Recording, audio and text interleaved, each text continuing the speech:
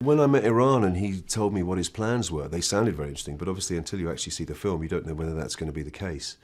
But having seen it now, I think he did exactly what he said. He wanted to make an international film, something that will travel across borders, that looks cool and shows London in a light that we've never seen it before, certainly not in kind of cops and robbers movies. It's expensive and it takes a really clever eye to find that. I mean, we did a lot of night shoots against Canary Wharf. There were helicopter shots over London at night. Quite tricky to do on the budget that we had for this movie. I like to call him an anti-hero. He's a criminal, but he's left his life of crime behind.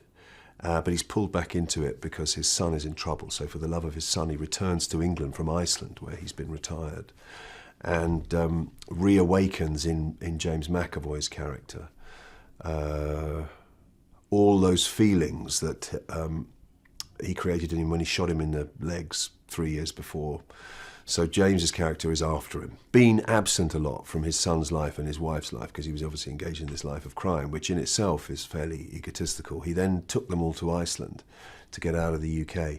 And she died. She's found at the bottom of a ravine, and you never know whether she killed herself or whether she had an accident. And that's the source of some of the antagonism between him and his son, which you don't really know about. All you know is he's coming back to save his son. There were other layers going on in the film. So I think, yeah, I mean, to be a criminal in the way that Jacob is and behave the way he does, it takes a massive ego, yes. I like the fact that he was a real person, this guy. I could really relate to a guy who'd chosen to earn his money through a life of crime and then was trying to better himself, but finds himself suddenly pulled back into something he's been trying to leave.